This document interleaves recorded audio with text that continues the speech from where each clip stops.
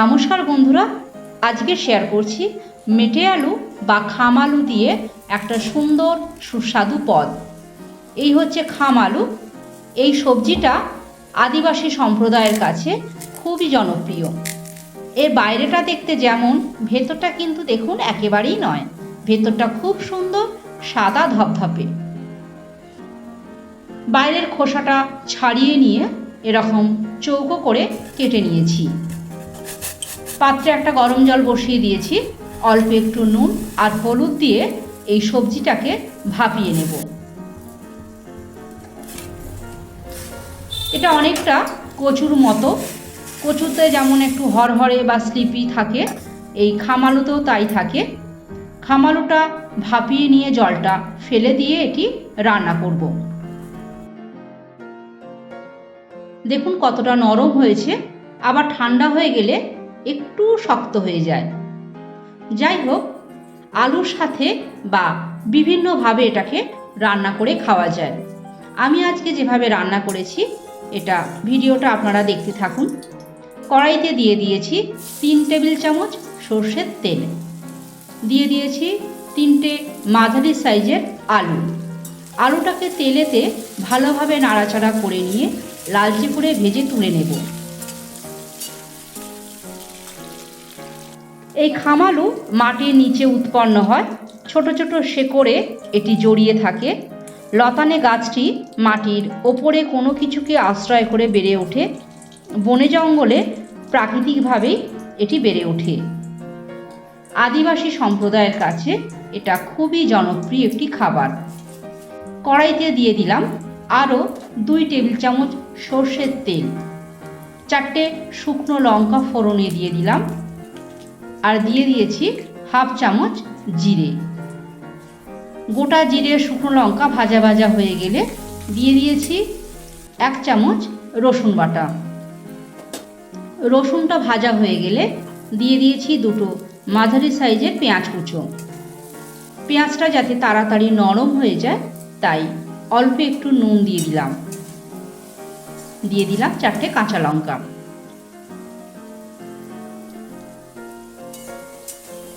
এবারে দিয়ে দিচ্ছি 1.5 চামচ আদা বাটা। আদা, পেঁয়াজ, রসুন এটাকে ভালোভাবে ভেজে নিতে হবে। আগামীকাল আমার মায়ের বাৎসরিক, সেই উপলক্ষেই আমি আজকের এই ভিডিওটি মাকে উৎসর্গ করলাম।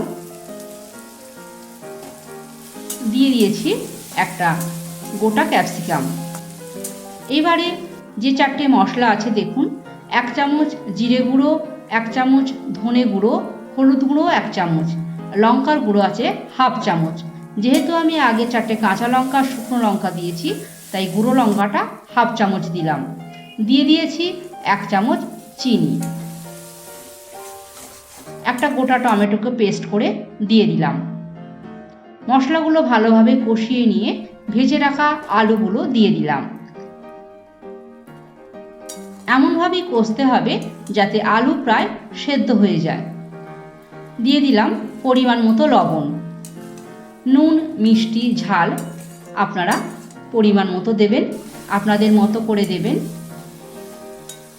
দেখুন খুব ভালোভাবে কিন্তু আমার কষানো হয়ে গেছে, তেল ছেড়ে দিয়েছে। তেল ছেড়ে দেওয়ার পর সেদ্ধ করে রাখা খাম আলু বা মেটে আলু দিয়ে দিলাম। দিয়ে বেশ কিছুক্ষণ ধরে এটাকে কষিয়ে নেব। এই খাম আলু অনেক রকমভাবে রান্না করা যায়। এটি চিংড়ি মাছ দিয়েও কিন্তু তৈরি করা যায়। রুই মাছ বা কাতলা মাছ দিয়েও খাম আলু খুব ভালো লাগে। আজকে পেঁয়াজ, আদা, রসুন দিয়ে এটা তৈরি করেছি। এটা কিন্তু সব সময় মেলে না, মাঝে মধ্যে বাজারে দেখতে পাওয়া যায়, তখনই আমি এটা কিনে নিয়ে রান্না করি এবং স্বাস্থ্যের পক্ষে অত্যন্ত উপকারী। দিয়ে দিয়েছি পরিমাণ মতো গরম জল। রান্নাতে ঠান্ডা জল ব্যবহার না করে গরম জল ব্যবহার করাই ভালো, তাতে স্বাদ খুবই বাড়ে। ফুটে উঠেছে আমাদের খাম আলু, প্রায় একেবারেই তৈরি। দিয়ে দিলাম গরম মশলা, 1.5 চামচ গরম মশলা আমি দিয়ে দিলাম। আপনারা দেখেই বুঝতে পারছেন রান্নাটা কতটা লোভনীয় হয়েছে। ভাত বা রুটির সাথে এক্কেবারে মানানসই। শেষে ছড়িয়ে দিলাম ধনেপাতা। রুটি বা ভাতের সঙ্গে খাওয়ার জন্য আপনারাও বাড়িতে মাঝে মধ্যে এটা তৈরি করে খেয়ে দেখতে পারেন।